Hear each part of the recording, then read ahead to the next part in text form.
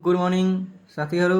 यो एसडीडी को structure design and drawing को न्यूमेरिकल हो आरसीसी बीमबाट। बीम भनेको जुन होरिजेंटल मेम्बर हुन्छ हाम्रो स्ट्रक्चर बिल्डिङ स्ट्रक्चरमा त्यसलाई बुझ्ने, त्यसैमध्ये आरसीसी को हो। यसरी त beam timber beam RCC beam हुन्छ भने त्यसमध्ये हामीलाई टिम्बर र आरसीसी दुवै पढ्नु छ 5th सेमेस्टरमा र यो भिडियो आरसीसी बीम को लागि हो। अब आरसीसी बीम को इंट्रोडक्सन सबभन्दा पहिला बुझ्ने, त्यसमा कुन कुन फर्मुला युज हुन्छ, कस्तो किसिमको बीम हुन्छ, त्यसमा स्टील कहाँ हुन्छ, कंक्रीट कहाँ हुन्छ, त्यसको सेक्सन कस्तो हुन्छ र त्यसको नोटेसन, त्यसमा फर्मुलामा युज हुने नोटेसनहरू के छ त्यसको बारेमा यो भिडियोमा डिस्कस गर्छु। त्यही भएर यो इन्ट्रोडक्सन हो।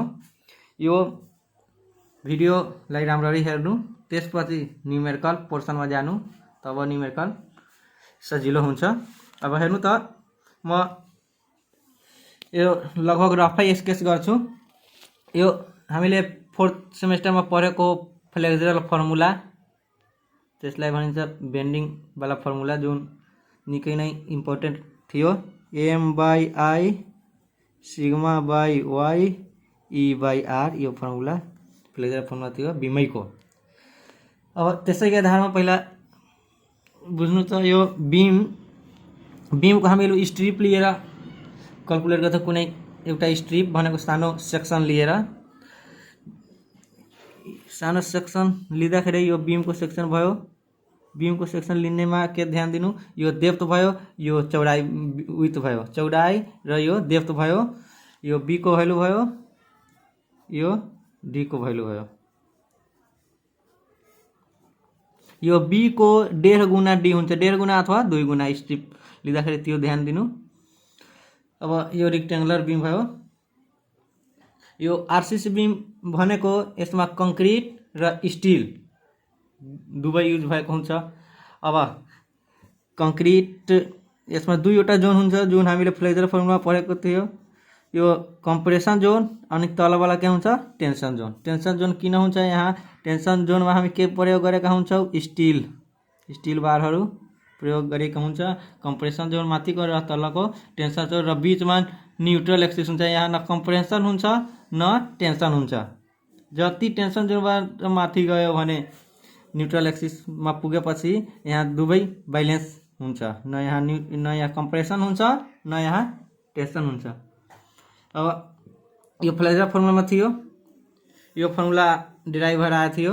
अब यसमा हामीले बीममा के पढ्नु छ, सबभन्दा पहिला एउटा बीमको सेक्सन लिने र त्यसमा बुझ्ने के गिभेन हुन्छ।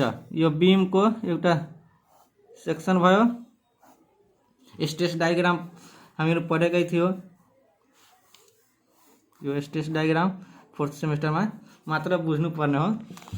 अब हेर्नु त, यो एउटा बीम भयो। बीममा कतिवटा जोन भयो, एउटा कंप्रेसन जोन, माथिकोलाई के भन्ने compression John, तलकोलाई tension John. Tension जोनमा के प्रयोग भएको हुन्छ, स्टील लगभग यहाँ 15 cm क्लियर कभर छोडेर स्टील प्रयोग गरिन्छ। स्टील भयो यो कंप्रेसन जोन र यहाँ टेंशन जोन। अब टेंशन जोनमा के स्टील प्रयोग भएको छ, त टेंशन जोन जुन छ यसको स्टील, यो स्टील को त कहीं न कहीं एरिया हुन्छ। त यो टेंशन जोन को जुन स्टील हुन्छ त्यसको एरियालाई केले इन्डिकेट गर्ने, AST, area of steel in tension zone. Compression जोनमा त स्टील प्रयोग हुँदैन। यो मात्र म एउटा सिम्पली बीम को बारेमा भनिरहेको छु। यदि प्रयोग हुन्छ स्टील भने, यो भयो न्यूट्रल एक्सिस। अब यसमा सबभन्दा पहिला बुझ्नु त के प्रयोग हुन्छ, हाम्रो नोटेसनहरू। ST एरिया अफ स्टील भयो, टेंशन जोन, कंप्रेसन जोन, यहाँदेखि न्यूट्रल एक्सिस। अब एम एउटा आउँछ वर्ड, यो प्रयोग हुन्छ मोडुलर रेसियो। मोडुलर म यहाँ हेराइदिरहेको छु। हेर्नु त, यो यति नोटेसन हाम्रो यसमा प्रयोग हुन्छ। सम स्पुन नोटेसन हो। एम भनेको मोडुलर रेसियो, यसको फर्मुला के हुन्छ, यदि मोडुलर रेसियो दिएको हुँदैन भने M बराबर 280/3 सिग्मा CBC। सिग्मा CBC कहाँबाट आउँछ म पछि। यो बी भनेको विड्थ अफ बीमको जुन विड्थ हो, यसलाई के भन्ने, बी भन्ने। यसलाई इफेक्टिव डेप्थ यो भइहाल्यो, यो क्लियर कभर हो। डेप्थ भइहाल्यो, यो ओभरअल डेप्थ भनेको पुरै डेप्थ इफेक्टिभ डेप्थ प्लस यो क्लियर कभर, यहाँदेखि लिएर यहाँसम्मको पुरै डिस्टेन्सलाई ओभरअल डेप्थ भनिन्छ। ओभरअल डेप्थमा यो क्लियर कभर हो, क्लियर कभर दिएको हुन्छ, क्लियर कभर हटाएपछि यो इफेक्टिभ डेप्थ आइहाल्छ। AST area of tensile steel, टेन्सनमा प्रयोग भएको स्टिल हो त्यसको एरिया एएसटीले इन्डिकेट गर्ने। Sigma CBC bearing stress of concrete अथवा permissible stress of concrete. Sigma CBC stress of concrete बुझ्नु त, यो कङ्क्रिट आउने बित्तिकै CBC bearing stress of concrete, concrete आउने बित्तिकै कङ्क्रिटको कस्तो खालको टाइप, कुन टाइपको ग्रेडको कङ्क्रिट हुन्छ, M10, M50, M20, M25, M30, यो के भयो कङ्क्रिटको ग्रेड भइहाल्यो। यसको आधारमा हामीले के आउँछ सिग्मा सिबिसीको भ्यालु याद गर्नुपर्छ, त्यसको म टेबल हेराइदिन्छु।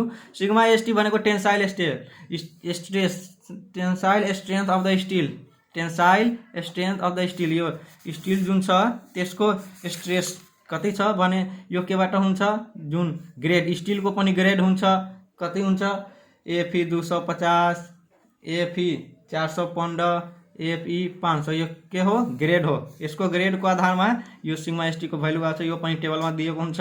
अनि depth of neutral axis, depth of neutral axis भनेको एनए जुन न्युट्रल एक्सिस हो, यसको डेप्थ माथिदेखि लिएर न्युट्रल एक्सिससम्मको डेप्थलाई हामी केले इन्डिकेट गर्ने small Henle.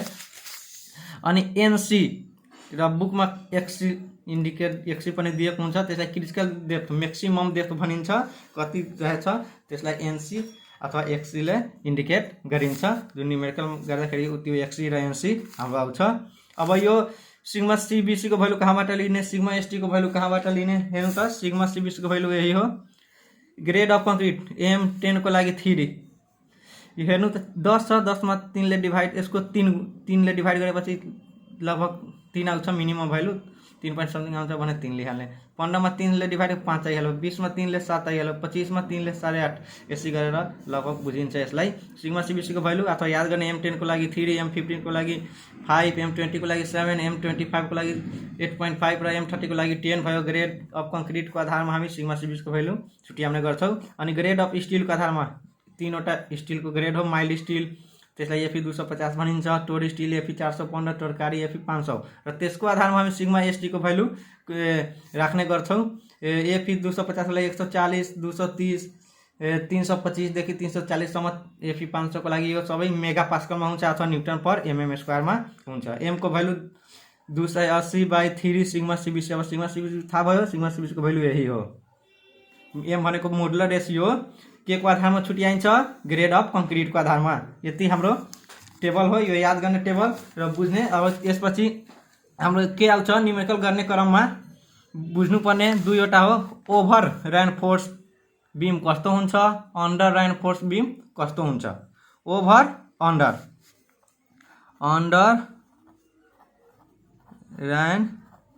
रेनफोर्समेन्ट beam, under reinforce beam कस्तो हुन्छ, यसको फर्मुला बुझिहाल्ने अथवा सबभन्दा पहिला यसको कन्सेप्ट बुझ्नु। हेर्नु त अन्डर को लागि के भयो, n is less than NC, n is less than NC, n is less then यदि एनसी भयो भने त्यो अन्डर रेनफोर्स बीम भइहाल्यो। n भनेको हेर्नु त के भयो, n is less than NC, n भनेको न्युट्रल एक्सिस, यो यहाँदेखि न्युट्रल एक्सिससम्मको दूरीलाई n भन्ने, n ए यो न्युट्रल एक्सिस भइहाल्यो, यो स्टिल भइहाल्यो। अब यो compression John, tension John figure पहिला बनाउनु। अब के गर्नु, एनसी हाम्रो फर्मुलाबाट आउँछ, एन र एनसी केबाट आउँछ फर्मुलाबाट। त एनसी मानौ कि यदि यो एन को न्युट्रल एक्सिस कम भयो, यो सानो हो भने कम हो, यो ठुलो हो भने बढी हो। एनसी को भ्यालु के हुन्छ बढी। यदि क्यालकुलेट गरेपछि हाम्रो एनसी को भ्यालु यहाँसम्म आइहाल्यो, एनसी को भ्यालु बढी आयो। मानौ कि एन को भ्यालु 20 आयो, एनसी को भ्यालु 100 आइहाल्यो भने यो कुन भइहाल्यो अन्डर रेनफोर्समेन्ट। यसको अर्थ के भयो, एनसी को भ्यालु यहाँसम्म आइहाल्यो। यसको अर्थ के भयो, यसमा त अब स्टिलको मात्रा कम भइहाल्छ, त्यसैले यो अन्डर रेनफोर्स भयो। यसमा यसको रिस्पेक्टमा कम्प्रेसन जोनको रिस्पेक्टमा यो टेन्सन जोन अलिक सानो भइहाल्यो। कसरी बुझ्नु, यो स्टिल जुन छ स्टिलको मात्रा कम भइहाल्यो भनेको रेनफोर्समेन्ट भनेको स्टिल हो अन्डर रेनफोर्स। यसको अर्थ के भयो, यो जुन बिम हो बैलेन्समा छैन, बैलेन्समा कुन अवस्थामा हुन्छ, एनसी र एन बराबर हुन्छ, एउटै पोइन्टमा पर्छ भने त्यो बैलेन्स हुन्छ। यदि NC is less than N is less than NC भइहाल्यो, एन भनेको neutral axis is less than critical depth भइहाल्यो भने त्यो पोजिसनमा के बुझ्नु, यो बिम जुन छ अन्डर रेनफोर्समा रहेको छ, अन्डर रेनफोर्समा बुझ्नु।